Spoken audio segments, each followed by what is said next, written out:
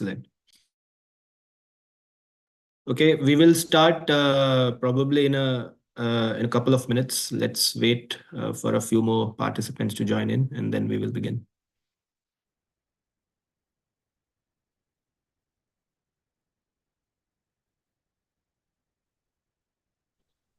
Okay, can you hear me on this device? Yes, we can, but I think there is an echo. Maybe there are two devices together, Dr. Okafor. Can you Yes, try? I have left the Yes. other one. Okay, yes, we can hear you. We can hear you. All good. Thank you.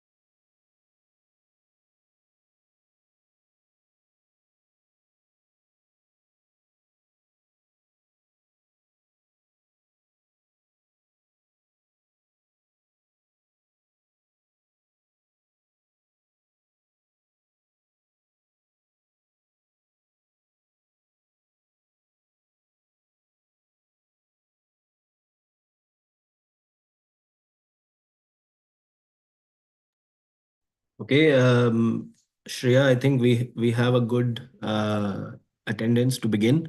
Can we start the recording, please?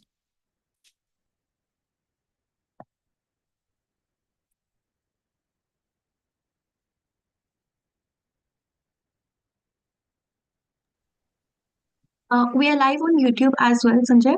So it is being recorded. Okay. All right.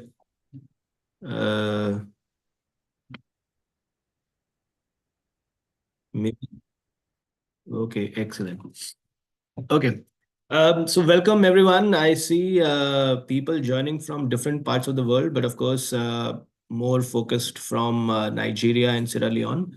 It is my pleasure to welcome you all in this interactive webinar on good storage and distribution practices, jointly organized by the Pharmaceutical Society of Sierra Leone, the Institute for Health Professionals Development Sierra Leone, the Association of Industrial Pharmacists of Nigeria, NIPE, and of course, B-Skilled.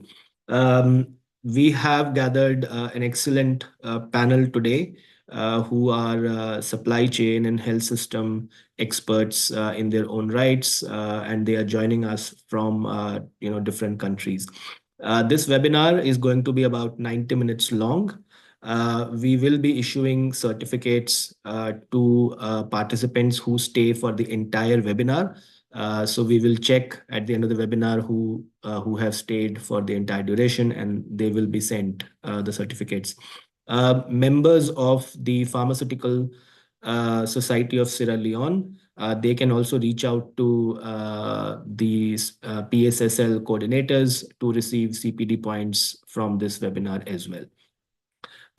So let's move on. A brief introduction to all the organizations. So the Pharmaceutical Society of Sierra Leone, PSSL, was founded in 1978, and they unite and support all the pharmacists and pharmacy technicians in the country. They are governed by a General Assembly, and PSSL promotes professional development, ethical standards, and policies for pharmacists and pharmacy technicians that enhance healthcare delivery. PSSL and B-Skilled have been collaborating for these kind of events and training courses since 2022. The Association of Industrial Pharmacists of Nigeria, NIPE, they are based in Nigeria, of course. They represent all registered and licensed pharmacists working within the Nigerian pharmaceutical industry. They are a technical arm of the Pharmaceutical Society of Nigeria, PSN, and they are dedicated to advancing the pharmacy profession through continuous education, research, and best practices in the industrial sector. Again, NIPE and B-Skilled have collaborated to bring quality certification and education in supply chain in Nigeria in the last 2 years.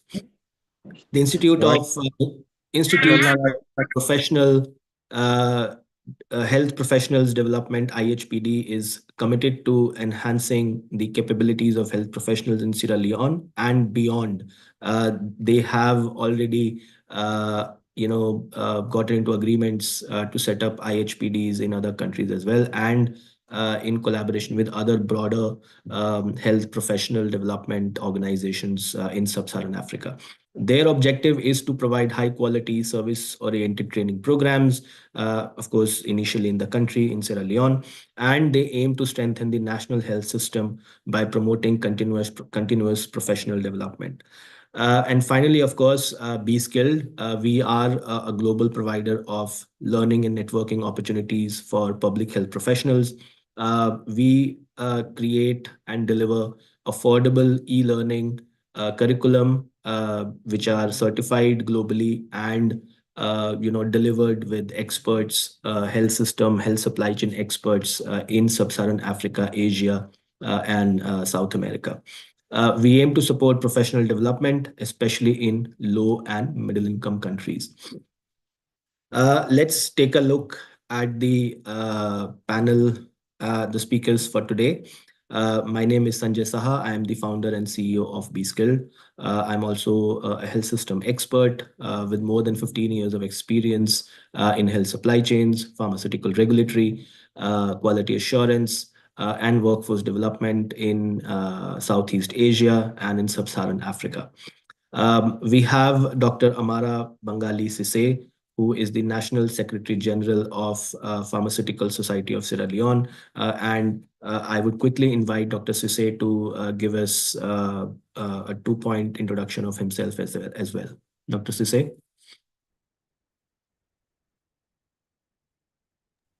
Yes. Good morning, Sanjay. Good morning, everyone. Ukamaka, nice to meet you again after a very long time.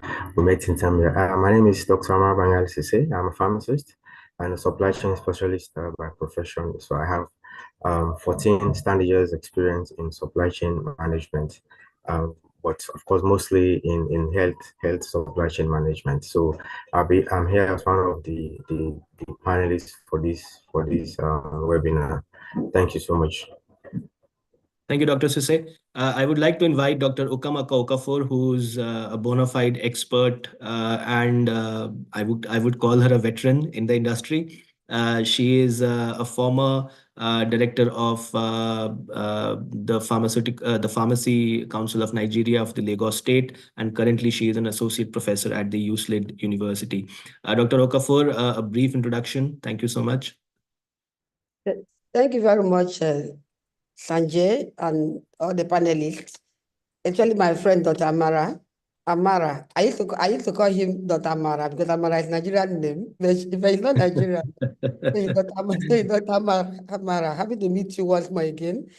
I'm happy to be here. I'm Dr. Ukamaka Okafor. As Sanjay has said, I retired from the Pharmacy Council of Nigeria after 23 years of service, and I've been in supply chain for the past 8 to 9 years. I'm a bona fide member of Be Skilled, and I'm happy to be working with Be Skilled. I'm one of the people that did this course for the first time in Africa, and when I went to the course, I saw the need for every healthcare professional that is in supply chain to go through their courses. And I'm happy that today they're talking about the good storage practice, and I'm happy to be one of the panelists. Thank you very much. Sorry, I'm on transit, so if you hear any noise at the background, you know that it's noise from the maybe vehicles or something. Thank you very much. Thank you, Dr. Okafor. And finally, we go to Dr. Alassane Ford Kanu, who is the founder of IHPD. He is also a health system specialist. I would let Dr. Kanu provide a brief introduction. Dr. Kanu, over to you. Thank you very much, Sanjay. And thanks to my colleague speakers. Good afternoon to our colleagues online. Dr. Alassane Kanu, the founder of IHPD. I have over 20 years experience as health system experts working in Sierra Leone and also across Africa, supporting countries in terms of building systems resilient enough to respond to emergencies. IHPD, I want to believe, is the youngest partner of B-Skill, and we are happy to be here today. Thanks all for joining us. Thank you. All right. Thank you, Dr. Kanu. Yes, it's the youngest, most recent partner, but I believe we are in for a very long journey. Thank you so much for being part of the panel today. So very quickly, let me introduce the agenda for today's webinar very quickly, and then we will go on to the first section. So the webinar is divided first into 3 interactive dialogue sessions on good storage and distribution practices, so different segments of GSDP. Then we would have about 10 minutes of Q&A. So make sure you send all your questions on the chat box, and our team members, Muskan and Shreya, will catalog them so that we can respond to those questions during the Q&A. Then in the second last section, we will look into some of the challenges and solutions of storage and distribution in both Sierra Leone and Nigeria, which is the primary location. Like we're doing this webinar primarily for those 2 countries, but of course everyone else is welcome because the challenges and solutions could be very similar. And finally, at the end, we will give you an overview of the collective learning certificate supply chain for health programs 1 and 2, and talk about a new methodology where you can access CLC1 for free. So very quickly, I would go on to the first interactive dialogue with Dr. Amara Bangali Sise. Dr. Sise, I would like to ask you why good storage and distribution practices are important, and what is their relevance, specifically for health and medical products. So over to you. Thank you very much, Sanjay, and thank you very much to my co-panelists for this webinar. Please permit me to build some premise around distribution and storage. Then we can go specifically for good distribution and storage for pharmaceuticals. But let's look at distribution and storage in a general perspective for all commodities, be it pharmaceuticals or whatever. So how do we define storage from system? What do we mean by that? Yeah, it's basically a process of temporarily putting items away in a warehouse or a depot. You understand? And when we say distribution, what do we mean by distribution? The process of moving goods from one place to another. And some definitions will tell you that moving items from the point of manufacturing to the point to the end user. So, but distribution could be an activity that can happen in between these 2 key places. Now, so when we say storage, what are the basic purposes, or what do we want to achieve when we store? So firstly, we want to track and manage our inventory properly. So we put them away in a warehouse or depot so we can track and manage our inventory. Yeah. Then secondly, we want to reduce transportation. Of course, you cannot be moving your items in vehicles or whatever it is from one place to the other all the time.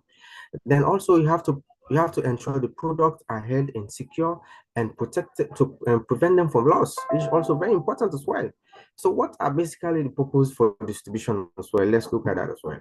So efficient and effective flow of items from one place to the other to make sure that what you need is always where you need them and how you need them and in the correct quantities. Yeah.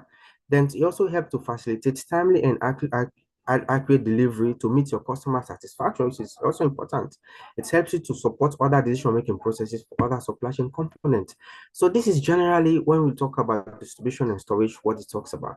But for the purpose of this webinar, we want to narrow our discussions and our engagement to pharmaceuticals and health products specifically. So we need to understand that. So what we're going to go through now is what differentiates pharmaceuticals and health products from all other from other items when it comes to distribution and storage, because there are specific things that we need to note or always understand when we talk about storage and distribution for health products and pharmaceuticals. Of course, we're all aware that medicines are needed to be stored under controlled conditions. They are not like other items that you want to store. as well. So make sure that there's correct temperature, humidity, and light. And one of our colleagues in the introduction in the chat, he said he works with the immunization sector. So we will know that even within the health products, there are other specifics as you break them down when it comes to temperature and humidity. Of course, for vaccines and other components under that immunization, they have specific storage requirements, for example. So also you need to organize your inventory systems are needed to facilitate stock rotation and prevent expiration. Pharmaceuticals, they always have valid shelf life. So you need to make sure that your items are stored within that specific shelf life so they can be consumed before the shelf life passes. So, I mean, you need to ensure that they are stacked, expiry date, batch number, all those things can be displayed and easily identified, which is very important in ensuring that for good storage and distribution practice. So they need to be segregated in different categories to avoid contamination and mix up. For example, if you are storing medicines and laboratory reagents in the same place, you have to make sure that the reagents, were mostly liquids, are stored separately or differently from where you store your medicines and tablets. So it's also very good to ensure that there's no contamination or mix-up. Then regular monitoring and documentation of storage and transport conditions are needed. So that's also very important to ensure that you're able to document your storage and transportation as you go through those components for the distribution and storage as well. Next slide, please, Shira.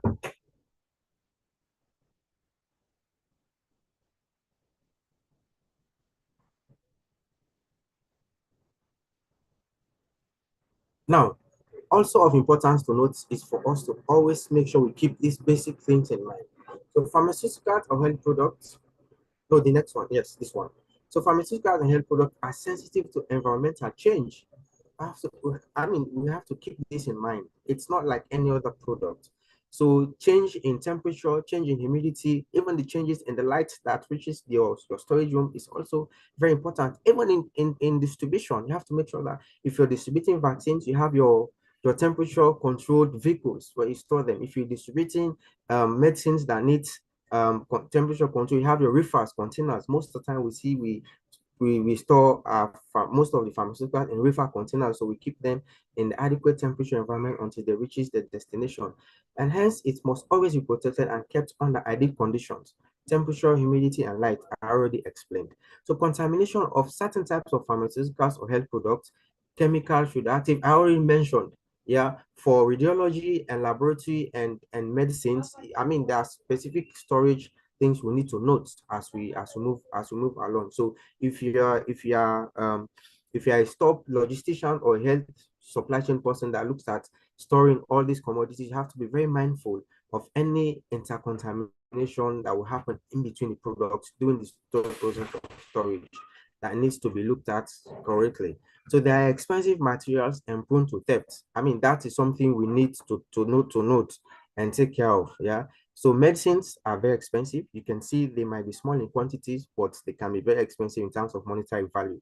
So to make sure that we keep them, that's why we store them. I already mentioned in one of the purposes for storage. Yeah, to products are held securely to prevent all loss. We want to make sure that they are not prone to theft. Pharmaceutical quality must be maintained until the point of dispensing. Of course, it has to look at the supply chain as an end-to-end activity. Yeah, so make sure that all through the process from the manufacturing to the dispensing, the quality of the products are maintained all through those stages, whether with handling or dispensing or whatever the activity might be. The quality, the efficiency of the product or the efficacy of the product must be maintained at all times to ensure the intended effect is reached. So keeping these key points in mind is always important in distinguishing storing pharmaceuticals and health products from storage and distribution from other commodities as well. Dr. Sise, I have a question for you. So you talked about various aspects of storage and distribution for medical products. Now, as we all know that these medical products move from one place to the other. I mean, if we talk about Sierra Leone, majority of the products are imported. So who is responsible to ensure these storage and distribution practices? So as it obtains in Sierra Leone, we have in the supply chain space, we have for the public sector, we basically have two main offices where our government run offices that looks at the supply chain component in total. So we have the Directorate of Pharmaceutical Services that looks at the program aspect, quantification, and those other ones, and the NMSA, National Medicine Supply Agency, that looks at the operational part of the supply chain system, that looks at procurement, storage, and distribution. So in essence, in Sierra Leone, we have the NMSA that ensures good distribution and storage practices are maintained in country as long as the products are within the country before they reach the intended beneficiaries. And what should be a role of a pharmacist who is either, working at a warehouse, or at a, pharmacy, or even at a, primary healthcare center, or a hospital, because eventually the pharmacists are, who are involved in ensuring the storage and distribution of these products. So what is the responsibility of a single pharmacist? Can you also explain a bit on that, since PSSL works on the profession of pharmacy? Yeah, so on the professional side, we work very closely with the directors of pharmaceutical services because they're the ones that recruits, post, and promotes as long as it comes to human resource for pharmaceutical sector within the public sector is the director of pharmaceutical services. So what they do usually is to ensure that they recruit and they post pharmacists to the various aspects. So for example, in Sierra Leone, we have mainly there are 3 levels of our supply chain. We have the central level, we have the district level, and we have the community level. So you mostly find pharmacy professionals at all these 3 levels, but you will mainly find pharmacists at the central and the district level, where they conduct the operations, mainly looking at supply chain distribution and storage. So they are there as head of the supply chain teams, also working with other people like district information officer, district logistics officer, and the warehouse manager and all. But the pharmacist stands out as the in charge for all the activities that happen. So the responsibility of ensuring products are efficiently stored and distributed from one place to another rests squarely on them at this level. Be it in the hospital, they also make sure that what is requested, what is required is being distributed and available at any given point in time. Excellent. That's a great start, Dr. Sise, and I really appreciate you not just talking about the need of good storage and distribution practices, but also talking about the context of Sierra Leone. I would now like to move on to the next interactive dialogue and bring back Dr. Sise in a few slides again for more contextualized discussion on Sierra Leone. So thank you, Dr. Sise, for starting this interactive dialogue.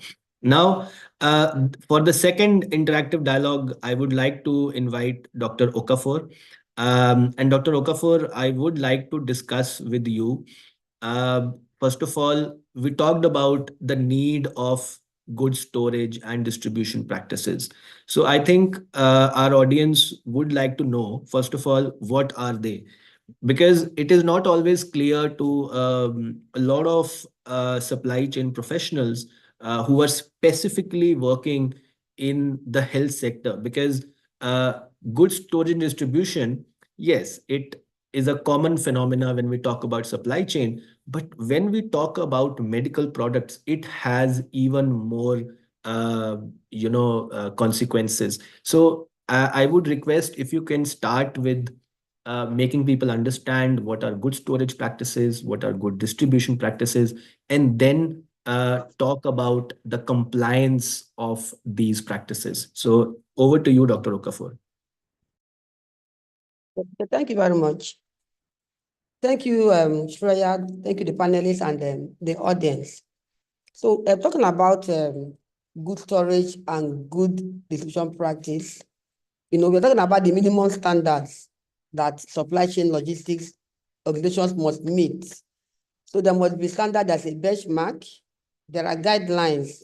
There is a minimum standard that every organization that is involved in logistics and supply chain of pharmaceuticals or medical products had to meet. And the reason for meeting these standards is to ensure the quality and integrity of the medicine that are maintained throughout the supply chain, from storage to delivery. Because after the medicine is manufactured, we all know that after that every medicine has its own peculiar storage standards. And if those storage standards are not met, then the medicine that will go to the end user will not be effective. Recently I saw someone that brought in some drugs for his brother that has kidney problems from United States. The only thing that that patient knew is that they are bringing drugs for him from United States to Ibadan. But the storage facilities from the time they gave it to the relation in US to Ibadan was not taken into consideration. It is possible that that person will even come back to Lagos, put it in a hot vehicle, carry it in his bag, going up and down until that medicine gets to the user. And it is also possible that before that medicine gets from US to Nigeria, that potentially must have been lost. So that is why storage practices is very important. So we are talking about the minimum standard that must be met before the drug can maintain its quality and its integrity. So as some medicines in the supply chain must be managed in accordance with these appropriate guidelines. So medicines must always be stored under ideal conditions, including temperature, humidity, and light to prevent degradation and contamination. And proper organization, segregation, and labeling of inventory ensure efficient stock rotation and prevent errors. When we get to another section, we are going to be talking about the challenges that come with this, because it is so beautiful talking about this minimum standard. But do people even know? People that are handling drugs, including patients, relations, the community, apart from the healthcare professional, do they actually know what these storage facilities and what these storage conditions are all about, for them to be able to know what to do to maintain these conditions? Because when you are storing products, when it comes to the benchmark you are supposed to use in storing the products, then there should be equipment that are also to be used to monitor these conditions. So if you are storing products in a warehouse, under that condition that the product has to be stored, then what are put in place to monitor the conditions in that warehouse, to make sure that the conditions in the warehouse do not deviate from the conditions that the manufacturer has stipulated. So that is what we are talking about when we mean minimum standards of storage. Then for distribution, many times the regulators are only talking about distribution, and we don't normally talk about storage practices. And that is why you have so many guidelines or national distribution guidelines and so many other, so many agencies talking about distribution. So when we're talking about the distribution, we should first of all talk about the good storage practice. Because if you don't store the product very well, then you cannot distribute a quality product. So GDP entails the transportation of medicines should ensure that their quality and integrity remain intact while they are on transit, or while they are in the distribution in the pharmaceutical value chain.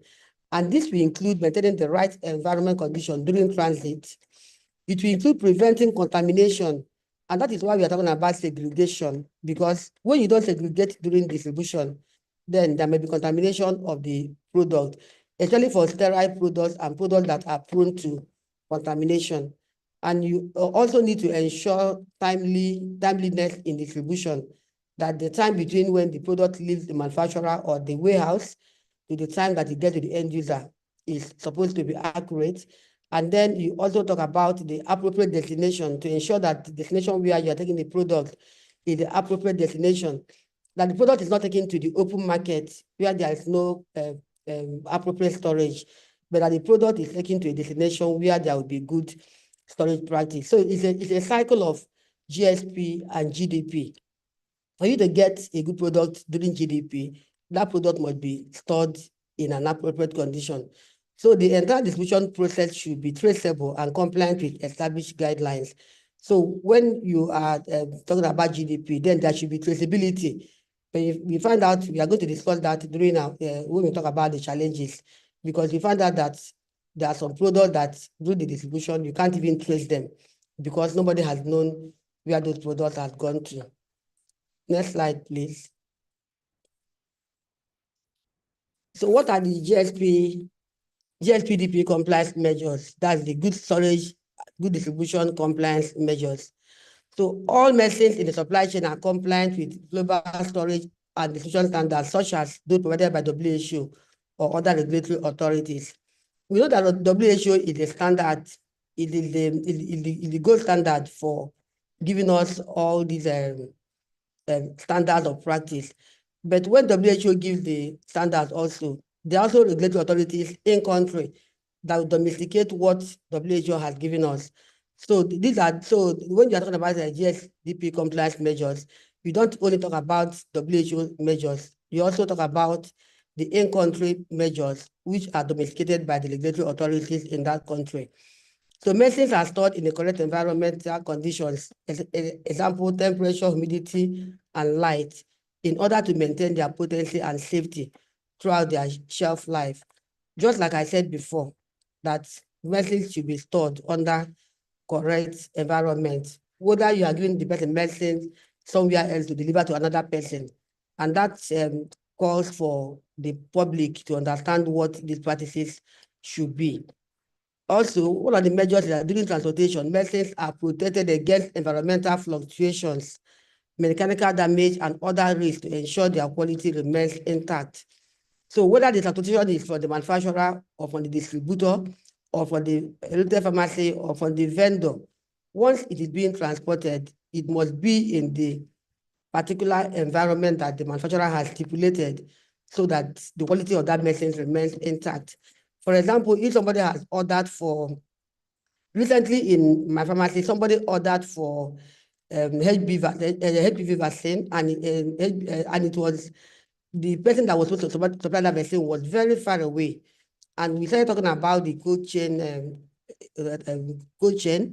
and the logistics person is not going to go back to give them their ice pack. So it means that both the patient or the pharmacy needs to pay for all those things that they have used to deliver those medicines. So whatever the cost will be, the major thing is that during transportation, the medicines have to be protected from environmental damage. Also, there should be robust measures to be put in place to avoid contamination between medicines and other products or contaminants during storage and distribution. Even in our homes, you find out that some people are using eye drops and they drop it anywhere. They drop it on the table, drop it on the floor and other things. Sometimes they mix it up with the other drugs that they are using because they don't know that eye drops are sterile products and that the storage should be different. So these measures have to be put in place to avoid contamination at any point in the value chain. Also, there should be efficient inventory management needs to be employed to ensure that older stock is used first. That is using FIFO, first in, first expired, first out. So we have to use that in order to minimize wastage. So these are the measures that we need to put in place for GSDP compliance to work. Next slide, please.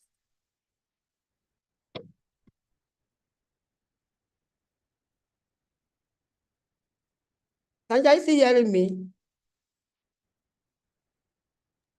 Hello? Yes, the next slide has been put on, Dr. Okafor. Oh, okay. So products should be delivered to the right recipients within an acceptable time frame, reducing the risk of stockouts or delays in treatment.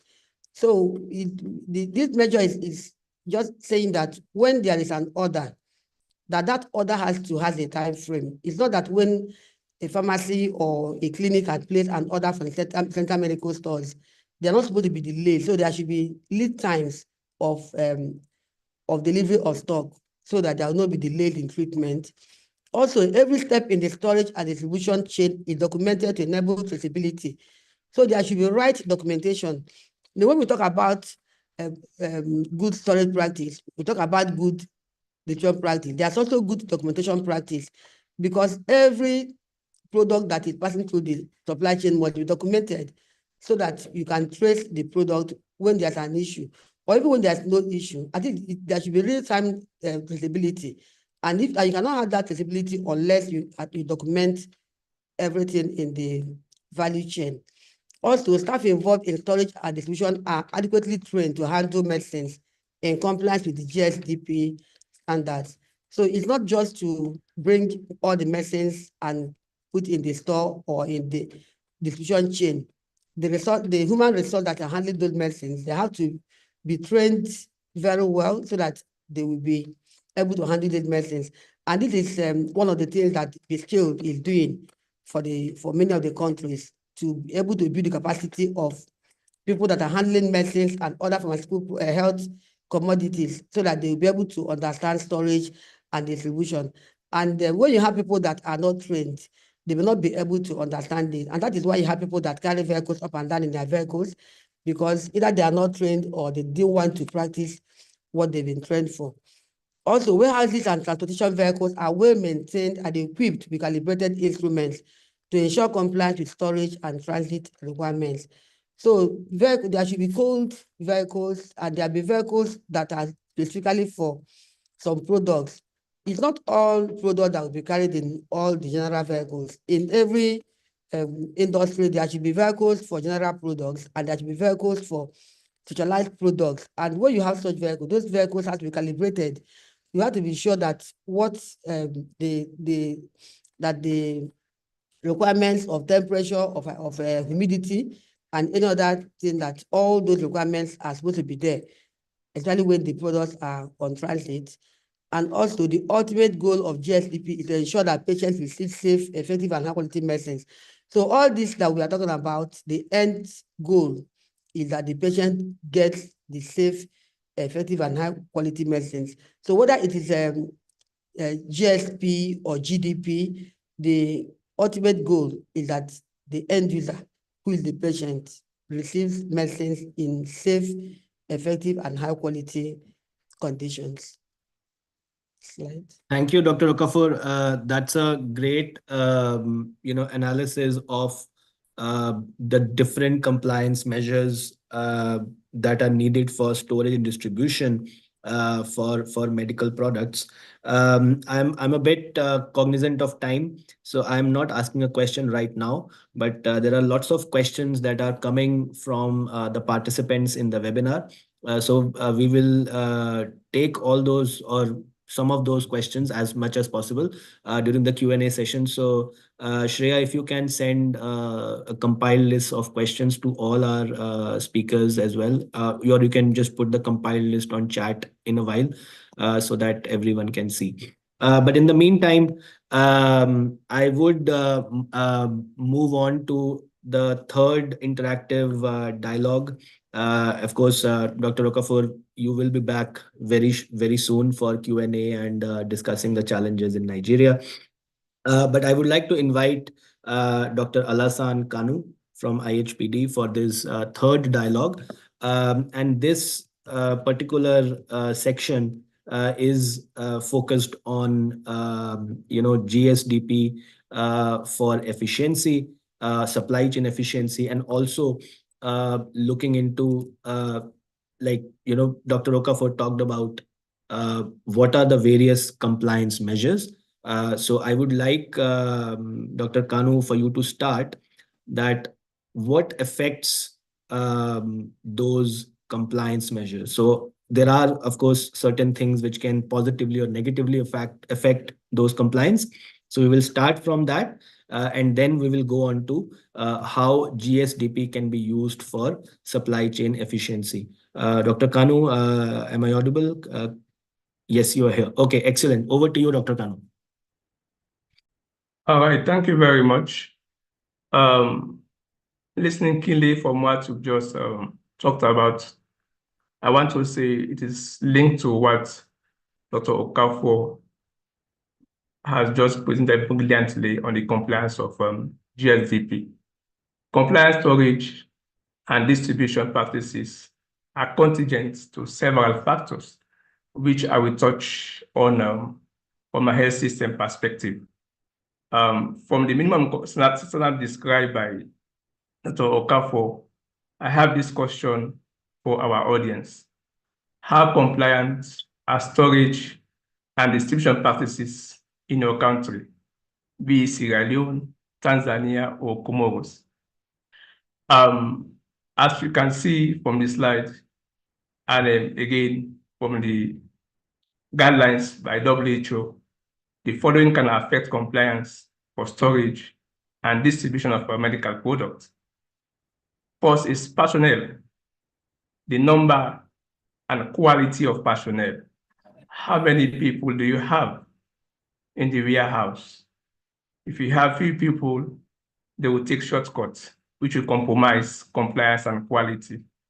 Again, to what extent are they trained or oriented? If not with the adequate training, then definitely that will compromise compliance. Next is storage. We have equipment. We have trained personnel, but do they have what I call the work hood, what they require to really effect their work? And that is the equipment. If you don't have it, then it will also undermine compliance. Do they have computerized systems? In the case of vaccine, do they have freezers, appropriate freezers? You talk about security. In security-prone areas, what will happen from point A to point B? And even within the store, thievery, and also pilferage. These are all concerns to look at that will undermine compliance. The storage infrastructure is also key. Our harsh weather in Africa, for example, do we have the availability of heating, ventilation, and AC system to ensure we maintain the right temperature for our products? Away from that documentation, it comes again having the right personnel, having the right equipment. How do we really record and report whatever we are distributing, be it paper or electronic form? This should be reviewed from time to time. Otherwise, we are going to undermine compliance. And Dr. Okafor highlighted on the roadworthiness around vehicle distribution. And not all medical products will go in the same vehicle. We need specialized vehicle for different products. Do we have them? All this will come to play, and they stand out to compromise quality and also compliance. So in a way, these are critical areas we have to look at to ensure we kind of strengthen good storage and distribution practices. But again, to my audience, when we come back to our questioning, please tell me how compliant is your country with regards to storage and distribution compliance. Next. All right, so on the efficiency around supply chain operations, we have several examples here. One has to do with ensuring energy efficient high-bar systems in place. In logistics business generally, and also where we have delicate or dangerous goods are stored, we need HVAC system, that is heating, ventilation, and air conditioning system. They must be installed to keep these products in optimal condition. An efficient HVAC system surely are the backbone of any industrial warehouse. They ensure a comfortable environment for employees, and more importantly, they protect equipment and products. And when you have a HVAC system running efficiently, they consume less energy that will lead to cost saving. The second one is using a multi-tier shelving. Warehousing space comes with many costs, and the larger the warehouse, in general, the bigger the running costs. It is therefore important that you maximize the use of the space available using a multi-tier shelving. It is more cost-effective than any other option, and the system can be customized to accommodate different products, types, and sizes that will lead to more efficient and organized storage. Third is implementing a stock rotation system. It is critically important to ensure that you organize products as efficiently as possible to avoid expiry-related losses and returns.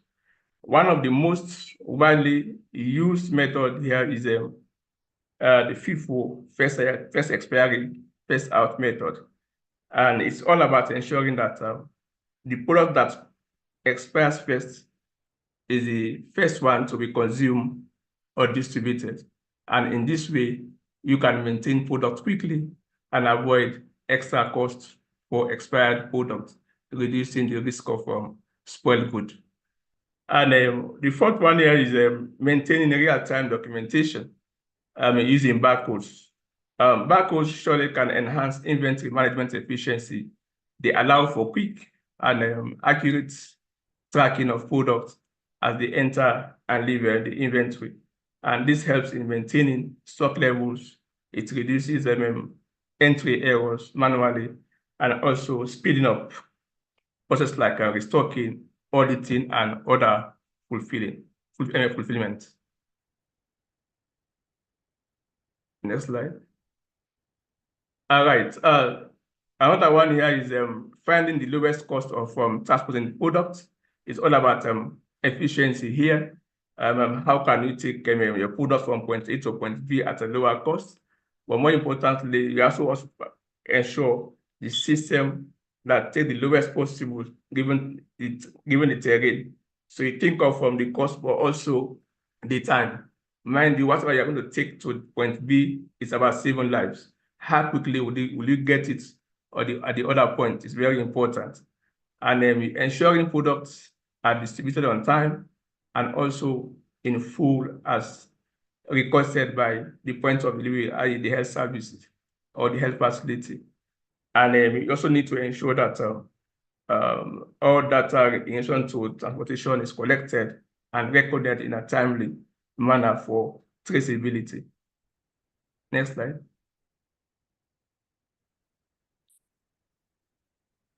All right, so now we need to discuss on the types of KPIs that need to be monitored and managed throughout distribution. This is really very important.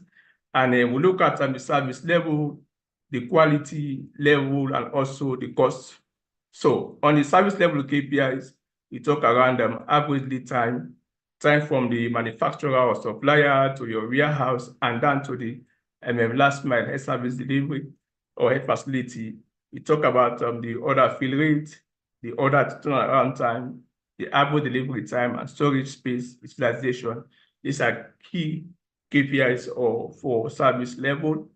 And same for quality. We talk about shelf life at first receipt, shelf life at a health facility level, the quality issues, temperature during transportation. Again, as earlier mentioned, the issue of security, theft, pilferage, or incident from moving from point A to point B, incident reporting in storage, and also vehicle downtime if owned by a private individual. And on the cost KPIs, we have the average cost of transportation and vehicle utilization ratio and inventory accuracy. These are really, really very important to be monitored to ensure effective distribution practice. Thank you. Thank you, Dr. Kanu. I have one small question for you. Which has also come in indirectly in some of the questions being asked by the audience.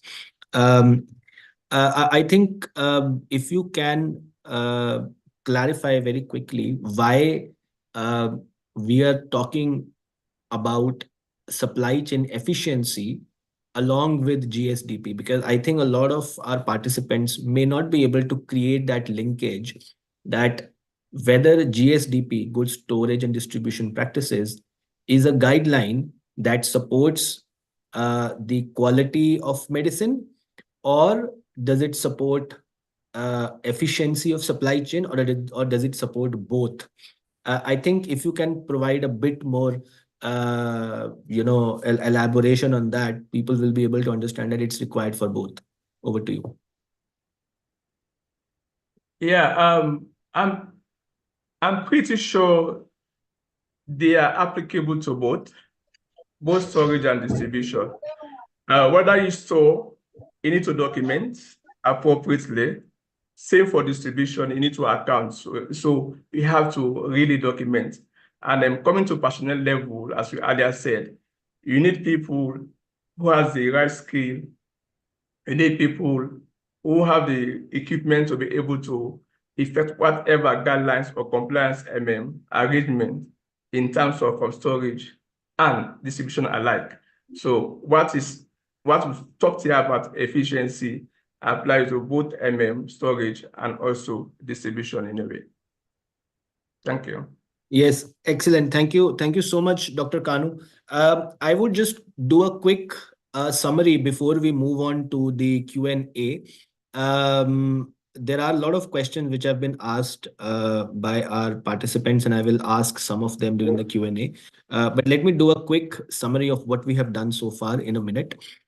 So we started with understanding why we need good storage and distribution practices, specifically for medical and health products. I mean, of course, we talked about ensuring their potency, ensuring their quality, talking about how there are some compliance measures which are put on by the national medicine regulatory authorities of each countries, or even by certain pharmacy councils. And it is also a responsibility of each and every pharmacist and pharmacy technician to make sure that the products that they're handling, they are handling it as per those distribution and storage practices. Then, of course, we talked about the several compliance measures. So the compliance measures, you can also understand them as the key points under good storage and distribution practices, in a way that as a pharmacist, how should you keep or how should you manage those pharmaceutical products? Then, Shreya, can you please mute? Yeah, thank you. Then we talked about, what affects those compliance. Dr. Kanu talked about those 6, 7 issues or areas which could affect our compliance. And he also asked a question about how compliant do you think your supply chain is in your country. Finally, Dr. Kanu raised a very good point, and in the end, that following the good storage and distribution practices is not only necessary or essential to make sure that the quality of products are maintained, but it also leads to supply chain efficiency. And that's where he showed some of the key performance indicators which have a link to good storage and distribution practices. So we studied this much today. And this is, like a quick run through of what GSDP means. However, GSDP is a very, large, long topic for which you have to spend at least 20 to 25 hours to understand it fully. So what I have done in the chat, I have shared a link of an online course which B Skilled has developed with its partner named Quamed, based out of Belgium. This course was funded by USAID before USAID was operational. And this course is available for free. So you can go to the link which I've shared in chat.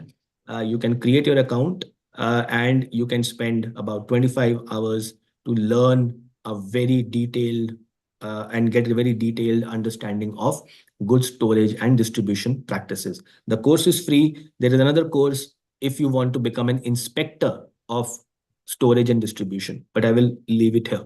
I would invite all of our panels back for a round of Q&A. We have received many questions from our participants, and I would take a few of them. Please don't worry, we will compile all those questions and send all the answers to everyone via email. But today, based on the time we have, we may not be able to take all the questions. So I would invite Dr. Kanu, Dr. Okafor, and Dr. Sise back on the panel. Maybe the first question I would ask for Dr. Sise, which is from Moses Coker. And he's asking what about the role of PHU, I believe PHU is Public Health Unit staff, where products are kept before they are dispensed to a client or a patient. And I think this question is very specific to Sierra Leone. Dr. Sise, would you like to comment? Yes, thank you so much. I saw that one, and two questions in particular caught my attention in the chat box.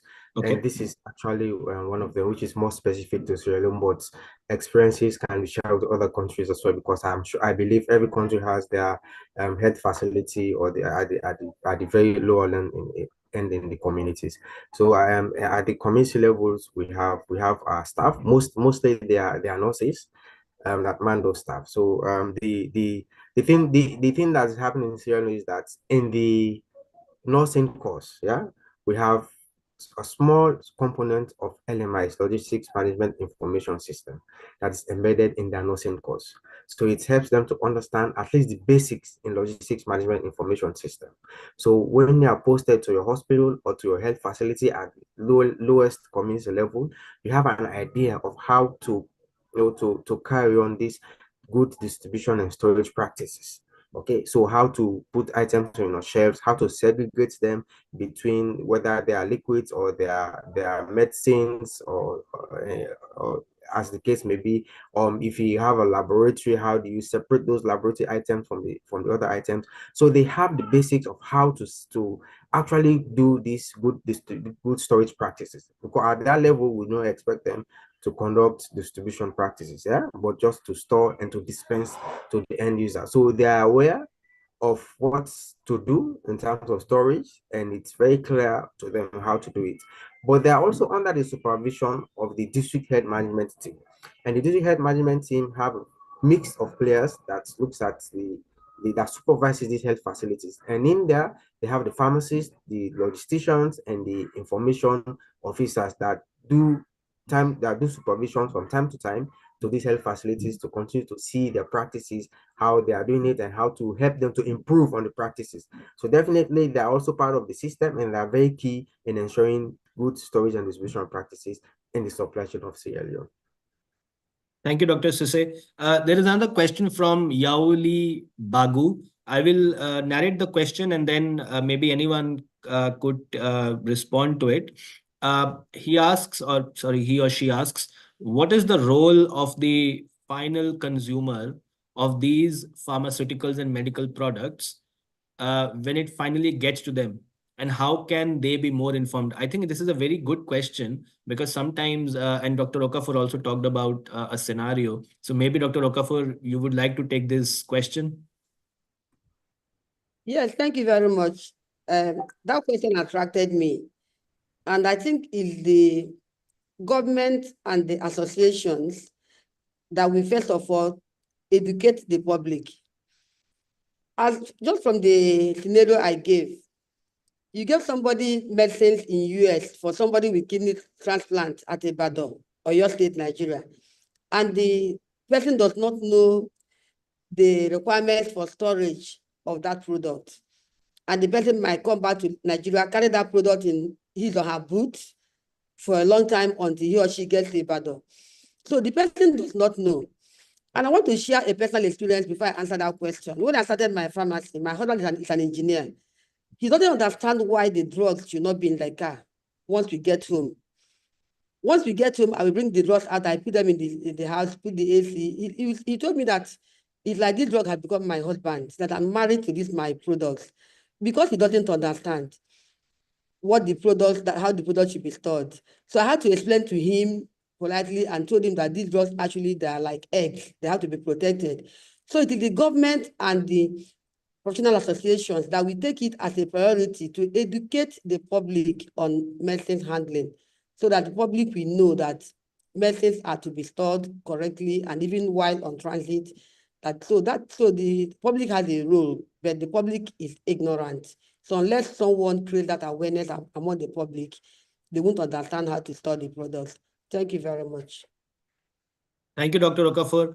I have Let me just a add to that question, more. which I just I want to think. add. Sorry, I yes, just want Dr. to, Sise. Sorry, yeah, go I on. just want to add to that small. Yeah. So Yeah. it's very important for us to note that the bridge between the health facility staff or the hospital staff and the patient is very important. And that's where the patient gets or miss anything in terms of information. So they are supposed to be explained to in clear terms.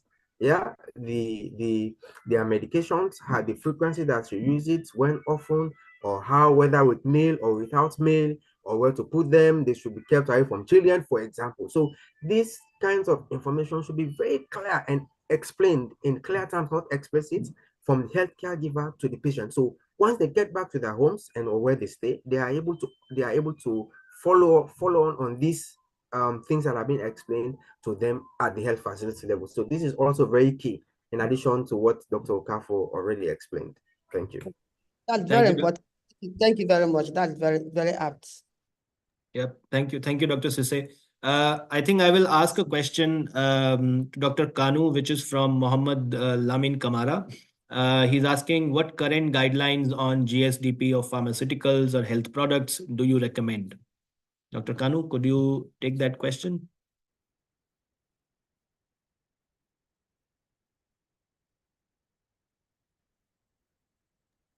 Sorry, come again? Yeah, so the question is, what current guidelines on GSDP of pharmaceuticals or health products do you recommend?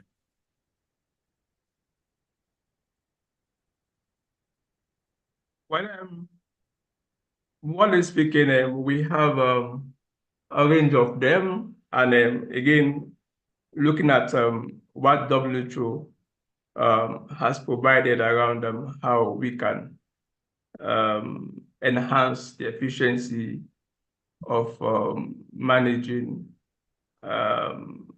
these products. I think that alone is a whole lot to look at. So asking for definitive recommendation from our side, I want to say we look at the latest WHO guidelines, which surely is self-explanatory for whatever you want to do. I don't think I can go against that, but I want to encourage Lamin to go for the WHO guidelines. Thank you very much. But I also want to add that to the caution on educating our communities. I want to say, as a pharmacist, let's see ourselves as public health. This dichotomy where people will say I'm a clinical or a clinician and versus public health. It's all about engaging people. In our setting in Sierra Leone, for example, we have a pharmacy who will just give out the drugs to a patient without thorough explanation in terms of how you're going to use it, how do you store it, what will be the side effects. And that should really, they should take time to do that. It's all part of enhancing the literacy of the end users. But you can't do it alone. We also need to bring in civil society organizations, right? They can also be of help. So if we have on the pharmacy of Sierra Leone or other similar body elsewhere, how can we make use of other community structures, get them oriented, highly educated, in terms of able to influence other people? But again, the work stops at you at the pharmacy level to ensure you give the right directives to the end user, explain thoroughly what it means or how to study drugs. This is highly come by. Maybe how many people do you have in the facility? They don't have the time because they are not enough to be able to take that patient through on what it requires to store that drug or medical product. Thank you. Thank you, Dr. Kanu. There is a question from Alhaji Fode, which I would like to answer. The question is, how do we ensure that expired products are kept away from other products that haven't expired in the same space? And I think that's a great question, more specifically for smaller stores or community health center or public health units where the space is less. So first of all pharmacists or technicians or nurses, whoever handles the products, they need to understand the concept of FIFO, first expired, first out. And your arrangement of products in those health centers has to be as per FIFO, so that you can clearly see which products need to be dispensed or the batch of products needs to be dispensed first as per their expiration date. Secondly, if the products have expired, then in your health center or clinic or PHU or local government area store or whatever it is, you need to create a dedicated space which is clearly labeled as expired products or damaged products or any other products which are not supposed to be used, and either they need to be sent back to your intermediary facilities or central warehouse, or they need to be disposed of. If you don't create a dedicated space and you inform everyone in that clinic or public health unit about that dedicated space from where products should not be dispensed, then you will have a chance of mix up. uh, to a point, I have also seen in some districts in India, for example, where they create a locked cage, for example, where they would put those expired, damaged products so that no one can use them. Not even the thieves, for example, because they are locked. So you need to create that dedicated space in your facility wherever it is. If you go to large warehouses, you would find areas or sections or racks or aisles dedicated for it, where they would keep expired products, which are then sent for disposal. We would take one more question before we move on to the next section. Um, I think there is a very good question asked by Babatunde Salam, and I would open it for anyone in the panel.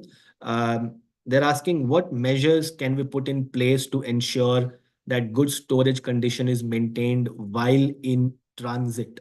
So anyone from the panel would like to take this question? Okay, let me. Oh, Dr. Okafo, you want to go? I see you on mute your mic. Please, after you. So continue. I will talk after you. Thank you. Okay. So I mean, this is a very tricky part in the supply chain. Yeah. So to maintain the integrity of product while in distribution. So during my presentation, I mentioned about vaccines, right? So vaccines, for example, you cannot just store them in just any. You cannot transport them in just any vehicle. Okay, you have to make sure that they are in temperature controlled vehicle and they are specifically designed vehicles for transport of vaccine. So that is very important. So if you're transporting vaccines, you have to make sure that you hire or have vehicles that maintains the temperature in the specific range. I also mentioned about transporting our items in reefers. So for example, when we are procuring items like amoxicillin, we don't just put them in the ordinary containers. So put them in reefers. So reefers are some sort of temperature controlled containers in which you put actual pharmaceuticals, so you can get them some temperature control system whilst they are in transit. So in-country distribution, I mean, except the distances are very long, but that you can actually use vehicles, I mean, that are within room temperature to move certain pharmaceuticals from one place to the other, because it's hardly you have items in the vehicle for a very long period of time in country. I'm talking about Sierra Leone as an experience. I mean, Nigeria is a federal state. I think every state have their own conditions in which they do that. For Sierra Leone, we deal with it as one country. So it's possible that to move items, for example, from Freetown to the farthest end of the country, now the roads are good, it will take you about 4 or 5 hours. You're from Freetown to Kailang, for example. So I think if you're able to, what we use currently, it's vehicles that are roadworthy and they can move fast, but normal temperature vehicles, you understand, to move items. So once they're in the warehouse, we have ACs installed in the warehouse where either there is electricity or there is generator to power the ACs for the temperature. So just to share that quick example experience. Over to you, Dr. Kafo. Thank you. I don't think there's much to say again, but just like you mentioned earlier, it boils down to the person handling the products over to whoever is transporting it. So the person that is going with the drugs needs to be well educated on how to store the drugs on transit. I think that is also very, very important.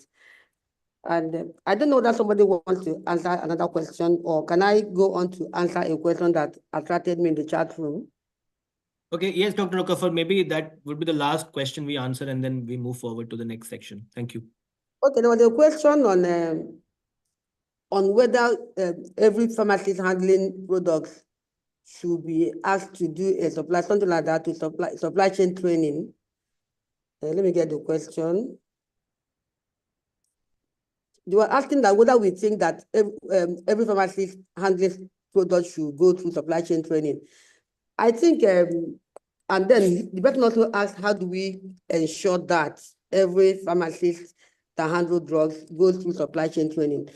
I think the most important thing now is for pharmacists to know that that there were some things that we didn't learn in school, just like any other profession. Nothing ever is complete, and also nomenclature also is changing. I think it be able to go on the regulators to ensure that during accreditation, that they ensure that the person handling the warehouses, the people handling the drugs are properly trained and certified in what they're coming out from school alone is not enough for you to be a specialist. Supply chain is also an area of expertise, just like many other areas in pharmacy profession. Therefore, anyone that wants to go into supply chain as an expert in supply chain is encouraged to take some courses in supply chain, especially in the health, logistics, and supply chain, so that the person will understand exactly the area of expertise that that person is going through. So it's a good thing, and for us to ensure it depends, it has to be the regulators that will, during the assessment or during the accreditation, to ensure that in this assessment, we expect anyone that is in the warehouse, in the store, or in particular social areas to be certified in some supply chain courses. Thank you very much. Thank you, Dr. Okafor, for responding to that question as well. Again, I would apologize that we cannot take all the questions. I see a lot of questions on chat, and this is amazing. So what we are going to do, we're going to catalog all the questions, write all the responses in a in a very meaningful way, and then we will. Sorry, what is this? Sorry, one second. Yeah. So we will catalog all the questions and the responses in a very meaningful way, and it will be sent to you early next week so that you can go through all the questions and responses at your own time.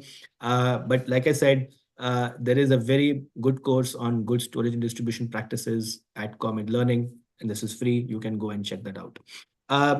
Let's quickly go on to the next section where we talk about some of the storage and distribution challenges in Sierra Leone and then in Nigeria. So I would like to first invite Dr. Sise and Dr. Kanu to talk about some of the storage and distribution challenges in Sierra Leone. And I would request Shreya to write down the three challenges in the slides as they talk about it. And then we will do the same for Nigeria with Dr. Okafor. So Dr. Sise and Dr. Kanu, in whichever order you would like to start, please, over to you. Okay. Thank you very much. So I will do the storage challenges. Dr. Kano would look into the distribution challenges. But we only have to highlight three. Yes. I'm not sure how many will take from storage and how many will take from distribution. But let me give one storage. Probably he would give two distribution. Yeah. Of Okay. key Shreya, over to you. importance. Please write. Of key importance in terms of challenge for warehouse in Sierra Leone is we are challenged with farmer grade warehouses. Understand? So warehouses where that will have the adequate storage temperature and humidity for warehouses. So most of the warehouses that we have, they are rented warehouses. Understand, that we rent from the private sector, and they are not built with the capacity to be farmer grade warehouses. So they are just general warehouse where you can store anything. You understand? But what we need for pharmaceutical, specifically in Sierra Leone, is to have a farmer grade warehouse where we keep our product and we are sure their efficacy and effectiveness are maintained right through the process of storage whilst they're within the warehouse. So that's one challenge. There are a few more, but I'll give one. Dr. Kano will give two of the distribution that we can put it there. So what solutions are there? So currently the government is making efforts through partners, to construct a farmer good warehouse. So a space has been identified, but what remains now is to ensure that we're able to pull resources together across partners, yeah, to be able to construct the farmer. I mean, it's a little expensive. It's not just a little expensive, but the solution is to pull resources across partners and donors to ensure we're able to construct a farmer good warehouse. So that's also very important for us. So it helps us to know, to be able to maintain the integrity of our pharmaceuticals, right, to the storage process. So I hand it over to Dr. Kano. If he can give to distribution, then we take it from there. Thank you so much. Thank you very much, Dr. Sise. I just want to underscore that the need to have access to safe and effective medicine is a basic human right, as expressed by WHO. And within Sierra Leone, we have certain limitations that exist concerning access to basic medical commodities. Key among them is the limited health workforce. It's really a very big challenge here. We need pharmacists, we need other supply chain personnel. How many do we have in the country? That affects the distribution chain. But more importantly, the extent to which they are trained to be able to forecast, to procure, inventory control management, and others. These are critical challenges facing Sierra Leone that undermine the effectiveness and efficiency of the supply of drugs. So as a solution, efforts should be instituted to improve access to education. So we have more supply chain professionals, more pharmacists, and government can do that through education grants. So many people would love to, but they don't have the means to undertake any training. But more importantly, we also need to have an appropriate retention scheme that will really make these people stay within government. Otherwise, they will go and work for UN agencies, they will travel out of the country. So you lost the capacity you need. But more importantly, as pharmacists, we can't do it all. From a health system lens, we have a CLWs who can help out to reach out to the last mile. We are saying this now, we have a CW program where they deliver IT and bed nets, they deliver other commodities. We can upskill them to be able to fill the gap. Then the other challenge here is the lack of sustainable health financing mechanism. As a government, as a ministry, we are heavily donor dependent. Where governments provide very little resources to ensure we have the right commodities that will reach out to everyone and sundry. But also more concerning is everything is centralized in terms of how government is funding supply chain for medical commodities. So this is really a very big challenge. And the way of managing this is to encourage our government to increase budgetary allocation to health. And this will kind of go a long way to have trainings for the required staff that will manage supply chain system. We're also working with our councils to ensure they also have resources to be able to procure and distribute drugs to their jurisdiction. Thank you very much, and over.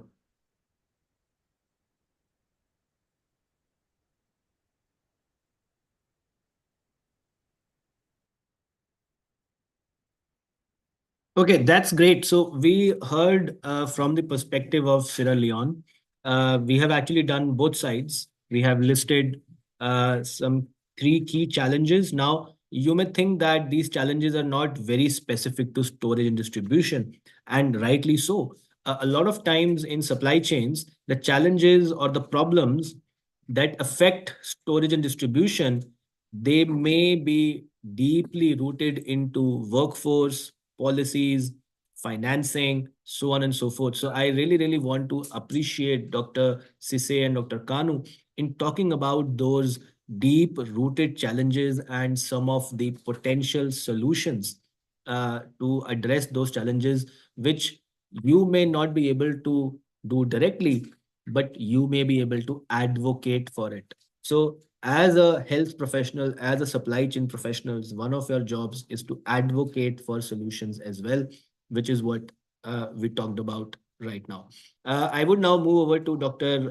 Okafor to talk about some of the challenges and solutions in Nigeria. Please, if you want to talk about, now I'm talking to everyone else, if you want to talk about some challenges and solutions, you can also write on chat and we will also compile that entire table and share with everyone. But I would like to go back to Dr. Okafor. Dr. Okafor, over to you. Okay, thank you very much, Dr. Sise, and for your colleague, Hassan Kanu. Are all the same, but I thank God that in Nigeria, we are moving away from the challenge of farmer grade warehouses in the public sector, because this is an area that we have really achieved a moderate level of excellence in our public sector facilities. Our central medical stores that are almost all been upgraded, and we are moving away from that. But one of our major issues of storage in Nigeria is the open drug market, because many health products pass through the open drug market. And many of these owners of open drug markets also use their houses, apart from the fact that the open drug market does not have a good storage and they are illegal outlets, they also use their houses to stock many of the products that they bring to the open drug on daily basis. And those of us that are current with Nigerian news in the last 1 month, we know that both the Pharmaceutical Council of Nigeria and NAFDAC are clamping down on these open drug markets so that we build the Coordinated Wholesale Center, which had been built already in Kano State. And it's being planned to be built in Lagos, in Aba, in Onitsha. So the open drug market is being looked into seriously by PCA, Pharmaceutical Council of Nigeria, and by NAFDAC. And we are hoping that with the exit of the open drug market, which NAFDAC and PCN is doing, we are going to have a proper storage from that angle. And another problem we're having with, challenge we're having with storage also is some of them are contextual factors that you may not be able to do much about, but irregular supply of electricity power is a problem. And then I want to talk about two problems that may have one solution. The first one is this irregular power supply, and then use of household refrigerators for the mobile products in community pharmacy. So if you go to community pharmacy, many of the community pharmacies in Nigeria, you find out that we are using household refrigerators and not pharmaceutical grade fridges and freezers for our products. And what the ACPN is the Association of Community Pharmacists of Nigeria. What they are doing now is to look for facilities from organizations that are into solar in electricity supply, and also to make sure that they get either facilities whereby the pharmacists can pay gradually or in supplement or in or that they can pay gradually, so that they will be able to get all these refrigerators that are not home fridges but are pharmaceutical grade refrigerators, and also to be powered by the solar energy. So the ACPN is trying to do the two at the same time, trying to get solar systems for their members at both discounted prices and also to be paid on instrumental basis, and then also to get the pharmaceutical grade refrigerators. Then I want to add one more problem before you, though you have three, but there's another issue that is very important, and that is the issue of medical reps carrying their products in their vehicles. This one needs enforcement, though it will be difficult for NAFDAC to be checking people's vehicles to know what they are carrying, because they don't even know who is who on the road. But I think it needs to be, what we need in that aspect is training and retraining and enforcement by the by the organizations and by the industries, to ensure that their reps, that if there's any unsold medicines, that they return them to the warehouses and then come the following day to pick them up. But the situation where you give reps products for 1 month and they carry it in their vehicles and leave it in the vehicles in Nigeria now, and even as you can see how I'm sweating, I'm on transit, and you can see how I'm sweating as I'm talking. Temperature now is very, very high, and people are carrying their products in the vehicle. So it's a very serious issue that has to be addressed by training and retraining, by persuasion, building capacities, and by enforcement from any angle to ensure that medical reps stop carrying the health commodities in their vehicles. Thank you very much.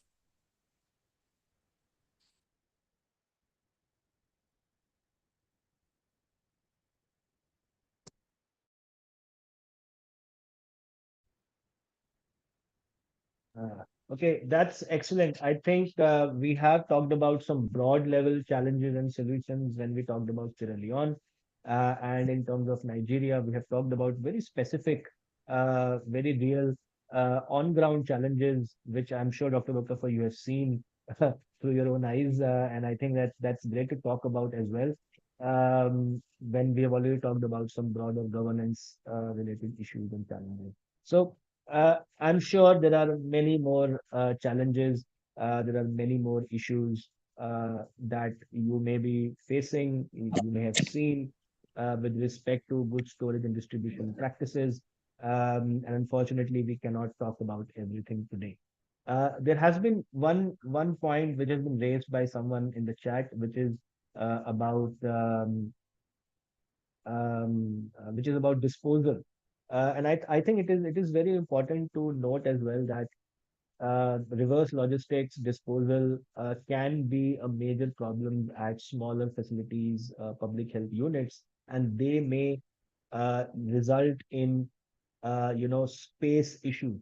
Because if you are keeping a lot of products which are expired, damaged for disposal, and there is no structure of you know uh, giving those products away for a proper disposal process, then your facilities, your stores, your public health units will always be overcrowded, and you will always feel space constraints. So as a very as a solution, what I could tell you is to talk with your district level or your LGA level or at Sierra Leone your public health unit level authorities, and discuss how can an SOP be created for reverse logistics that focuses on picking up the expired or damaged products from the facility level, so that you have space to keep the products which are not expired. Uh, and of course, there are other uh, discussions about disposal mechanisms and procedures, which I talked in one of the chats as well. It has to be it has to be based on the guidelines of the country, but there are various established methods for disposal. In fact, if you are a member of Be Skilled Hive, there is a free course on effective waste management which you can go through, and then you can see what guidelines are there in your country that could help you in effective disposal of products. Now, with that, I would first like to thank all the panel members, Dr. Sise, Dr. Kanu, and Dr. Okafor, who have taken out time out of their busy schedules to talk to all of you today and share their experiences. And now I would like to invite my colleague, Ms. Muskan Bose, to talk about the Collective Learning Certificate 1 and 2, Supply Chain for Health courses, and how you can access CLC 1 for free. So, Muskan, over to you. Good day, everybody. My name is Muskan. Am I audible? Yes. I'm sure you all had an enriching experience. Taking your attention slightly towards the CLC courses that we have at BSkilled, CLC 1 and 2, Collective Learning Certificates for Supply Chain for Health, like Sanjay mentioned. So today I'm here to announce that accessing CLC1 has never been easier, has never been more affordable.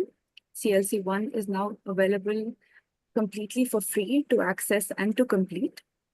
This program covers vital components like you can see on your screens, including supply chain governance, health system understandings, core supply chain functions such as forecasting, procurement, and warehousing, as well as critical supply chain enablers. It's been supply chain 1 and 2 are certificates that are now available for completely online self-paced learning, 8 weeks each, along with bonus recorded sessions for each. What makes this initiative special is that these are courses that have been done by professionals across Africa, 600 plus professionals across Africa. And for the first time ever, the CLC1 is available to complete for free. And this training is available for pharmacists, logistics specialists, nurses, biomedical engineers, and other health leaders. And this course is presented collectively by BSkilled as well as our partners, whose representatives you've heard today. I will take a moment to take you through the new pricing system that we have at BSkilled, and then my colleague Shreya will put the registration link on the chat for you all to go through the details on the registration form. So as I mentioned, the Collective Learning Certificate 1 is now completely free to start. You can start today and you can do it at your own pace over the next 8 weeks. And after that, you'll have an option to purchase a CPD certified certificate for $50 US. We also have an option of a bundle where you get the Collective Learning Certificates 1 as well as 2 for USD 140, which makes it a 40% discount on CLC2. Again, you start learning for free, and upon completion of the first course is when you give the first installment, and upon completion of the second course is when you give the second installment. So it's way more affordable, it's spread out, and it's at your own pace. This option also will give you access to our Certified Professionals Network. And this is a network of community of health supply chain professionals that are advancing together. You will get to connect with pharmacists, supply chain officers, health officers across the African continent, especially from Nigeria and Sierra Leone, who have completed both CLC1 as well as CLC2. And this will also position you for career advancement through networking, through other learning opportunities and events that we will organize in the coming few months. Of course, you also have the option to enroll directly into CLC2 for $150 US with flexible installment options, which you will find on the registration page that Shreya has shared the link for. Next slide, please, Shreya. Thank you. You don't have to take my word for it. Like I said, 600 people have completed the course already. These are some of the testimonials from the professionals who've completed these courses. We have a testimonial from Grace Aliu from the Kwara State Ministry of Health in Nigeria, as well as from Jatu Abdullahi from the National Medical Supplies Agency in Sierra Leone. These testimonials are just a glimpse into the impact that these programs are having across Africa. You can take a minute to read the testimonials as well as go through some of the reviews that your peers have left on the review section under these courses. What happens next is that you can go through the registration link that Shreya has sent. If you are a pharmacist, a supply chain manager, health worker, logistical professional, this course is built for you. It is 100% online, flexible, self-paced, and it is accredited and recognized internationally. You can register and start for free, and then we can come up with installment options that are suitable to your needs. If you have any questions, you can ask now. And also I would request whoever's comfortable to switch on your camera so that we can get a group photograph. Yeah, I guess Shreya, you'll have to stop sharing. Yes, excellent. Okay. Okay, so I guess everyone can switch on your camera and smile, and Shreya will take a few pictures quickly, which will go on social media. I see really happy faces. I hope this webinar has been useful for you. I see someone joining in from a pharmacy. That is really great to see. Madam Okoye, that is the commitment that we want to see, that you are at work, but you are still part of this network. I will also request our panelists, I think Dr. Okafor had to leave. but Dr. Sise and Dr. Kanu are here. It's a Saturday. It's a beautiful Saturday morning everywhere. And I'm really glad to see smiling faces from all across Nigeria, Sierra Leone, and I think many other countries in the world. Now, with that, I would quickly invite Dr. Kanu and Dr. Sise for one final remark, after which we will close this webinar. Thank you so much. All right, thank you very much from Al Hassan IHPD. As I mentioned earlier, we are the youngest of your partners. And this is really a very big opportunity for my country, Sierra Leone, and the rest of Africa and others.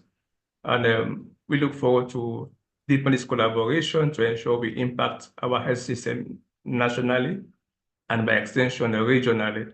So we count on all and sundry to be part of this journey and ensure you enroll for the next course to be able to really build your capacity and networking opportunities. Thank you very much. Thank you, Sanjay and team. Thank you, Dr. Kanu. Okay, thank you so much, Sanjay and Biscuit team. And I want to welcome my brother, Dr. Kanu, as one of the new partners for in our relationship. So on behalf of the President, Dr. Conte, and National Executive and the General Membership of the Pharmaceutical Society of Sierra Leone, we are happy that we have this collaboration with Biscuit. It has been enriching since we started our collaboration up to where we're here today, and we'll continue to ensure that we have more of our members and other healthcare professionals within Sierra Leone to continue to subscribe and benefit from the capacity building opportunities that we're providing. So one of the things that we did as a society is to ensure that our members that participate in the webinars or in the CLC courses with this skill are awarded additional CPD points that counts towards their registration for the next year. So I mean, it's as we have included that as a requirement. So it encourages our colleagues to continue to participate in the courses that you provide as base skill. So we'll continue to see how we can expand in disseminating the information, not only among pharmacists but also other healthcare providers. So there are also, like I mentioned during my presentation, at the district level we have a team of supply chain people that includes the pharmacists. They are all together. So ask our pharmaceutical colleagues to also share our base skills within this group, because they are all working on distribution and storage and other supply chain components. So they also can benefit from this. We also share in the wider health forum, where we have other professional nurses, laboratory people, even medical doctors that we want at least basic knowledge on supply chain as well. So we'll continue to hang heads and join hands to ensure that we improve and supply, because lastly, Dr. Kanu mentioned about capacity building and skills. Yeah, so one of the challenges for storage and distribution. So that's the very first challenge that he mentioned. So one of the reasons why we want to continue to collaborate and strengthen our relationship with basically to ensure we're able to uplift the knowledge and capacities of our staff, especially those working directly in supply chain management, so they can be better capacitated to support supply chain processes within Sierra Leone. And I'm happy that you projected the goodwill message from Jatu. Jatu now, fortunately, she's the managing director for NMSC. Back then, she was director of operations, but now she's the managing director. So it gives more credence to our relationship and the partnership that we're forging together. So thank you very much on behalf of the president and the membership of PSSR. Thank you so much, Dr. Sise. Before I hand over to Shreya for closeout, I would like to share with everyone that this has been the biggest webinar for B-Skilled and Partners, with 480 registrations that has been received over the last few weeks, and more than 200 people have joined one way or the other in this last 90 minutes. So congratulations to everyone for being part of this large community, and of course all our partners for this great success. And of course, this is just the beginning.